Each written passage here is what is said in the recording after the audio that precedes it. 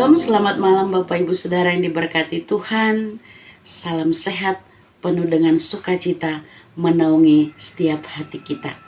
Kita berjumpa kembali dalam renungan malam Gereja Kalimantan Evangelis Resort Sampit di hari Kamis 22 Agustus tahun 2024.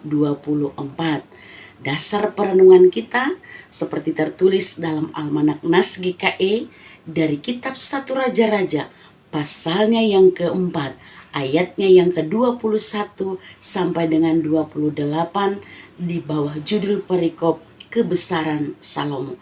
Namun untuk malam ini saya membacakan satu ayat saja untuk menjadi dasar perenungan bagi kita, yaitu di ayat 21 berbunyi demikian.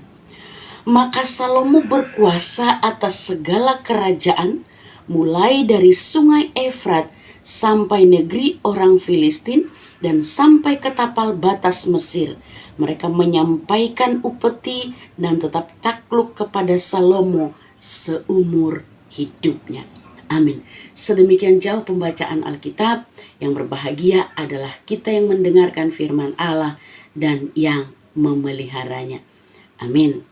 Bapak Ibu Saudara, saya memberi judul perenungan kita pada saat malam hari ini, yaitu dahsyatnya hikmat Allah. Dahsyatnya hikmat Allah. Kalau kita lihat, Alkitab mencatat ketika bangsa Israel dipimpin oleh Raja Salomo, bangsa Israel mengalami puncak kejayaan, mengalami puncak masa keemasan, dan dicatat tidak ada pemimpin atau Raja Israel yang melebihi keberhasilan Salomo yang membawa Israel bisa menguasai wilayah paling luas, kekayaan terbesar, masa damai terpanjang, semua ada di zaman Raja Salomo. Lalu kita bertanya, dari mana Raja Salomo mendapatkan atau bisa melakukan seperti itu? Jawabannya adalah dari Allah. Karena Allah sendirilah yang memberikan hikmat kepada Salomo, yaitu hikmat dan pengertian. Boleh kita lihat di ayat yang ke-29 di pasal yang keempat ini dari kitab 1 Raja-Raja. Allah memberikan apa yang diminta oleh Salomo. Sebenarnya sebelum memulai tugas untuk memimpin bangsa Israel, Allah sudah menawarkan kepada Salomo, apa yang kamu minta untuk saya berikan kepadamu. Salomo tidak meminta kekayaan. Salomo tidak meminta tahta kekuasaan. Salomo tidak meminta kejayaan. Salomo tidak meminta kemenangan atas musuh-musuhnya atau nyawa daripada musuh-musuhnya. Tapi dia meminta hikmat kebijaksanaan yang daripada Allah untuk dia bisa memimpin bangsa Israel yang besar, dan dia bisa menangani setiap perkara-perkara yang terjadi di dalam bangsa yang dipimpinnya. Dan itu terlihat saat Allah memberikan apa yang dimintanya. Dia menangani satu perkara saat ada dua perempuan datang menghadap dia untuk meminta keadilan. Siapakah ibu daripada anak yang hidup itu? Ibu yang sesungguhnya. Lalu Salomo mengatakan kepada ajudannya atau prajuritnya untuk memenggal anak yang hidup itu, lalu membagi dua kepada ibu itu. Dan satu orang dari antara mereka berkata, jangan, biarkanlah anak itu hidup. Dari situ Raja Salomo langsung bisa menyimpulkan bahwa ibu kandung daripada anak yang hidup itu adalah yang merelakan anaknya untuk tetap hidup walaupun sama orang lain. Dari apa yang boleh diambil keputusan oleh Raja Salomo, membuat dia semakin terkenal, namanya semakin termasyur, dan orang pun terkagum-kagum kepadanya.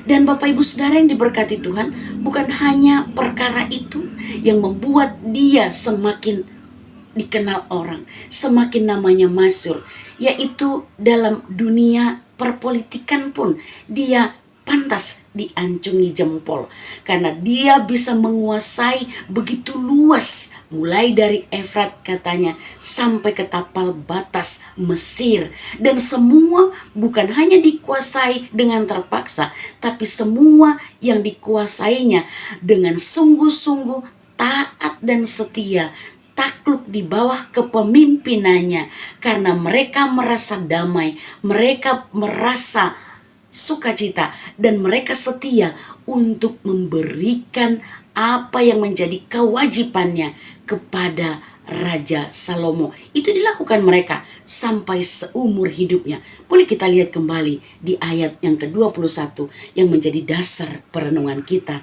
pada saat malam hari ini. Dia juga seorang yang visioner, dia tahu apa yang dia lakukan. Dia orang yang brilian, otak yang hebat, dan dia juga orang yang dianggap sebagai seorang filsuf, karena dia bisa mengubah beberapa amsal, mengubah beberapa lagu untuk bisa dipersembahkan sebagai bukti daripada talenta, sebagai bukti daripada hikmat yang boleh dimilikinya. Bapak Ibu Saudara yang diberkati Tuhan kita Yesus Kristus, semua apa yang dimiliki Salomo itu karena dia mengutamakan apa yang ternyata dikehendaki Tuhan di dalam kehidupannya, sehingga dia berhasil, dia mendapatkan penghargaan, dia mendapatkan nama yang baik, dan dia termasyur, dan tidak ada seperti dia sebelum dan sesudah dia. Itu Alkitab mengatakannya bagi kita. Dari sini kita boleh belajar Bapak Ibu Saudara yang diberkati Tuhan, dalam setiap kehidupan kita, untuk kita bisa berhasil dan mendapatkan apa yang kita rindukan, apa yang kita inginkan, maka semestinya kita untuk terlebih dahulu mencari apa yang paling dikehendaki Allah, yang diinginkan Allah di dalam kehidupan kita untuk boleh kita lakukan. Yesus berkata, cari dahulu kerajaan Allah dan kebenarannya, maka semua akan ditambahkan kepadamu. Semua kita merindukan apa yang terbaik dalam kehidupan kita. Semua kita merindukan berkecukupan, bahkan berkelimpahan dalam kehidupan kita. Semua kita menginginkan nama baik termasyur juga dalam kehidupan kita. Itu tidak salah, dan itu pasti bisa kita dapat. Tapi yang penting adalah kita mari bertanya kepada Tuhan terlebih dahulu, dan mari kita menyenangkan hati Tuhan terlebih dahulu, untuk bisa Tuhan berikan melebihi daripada apa yang kita rindukan, seperti yang dialami oleh Raja Salomo. Untuk itu Bapak Ibu Saudara yang diberkati Tuhan, dalam setiap kehidupan kita, mari kita cari Tuhan terlebih dahulu. Mari kita andalkan Tuhan terlebih dahulu.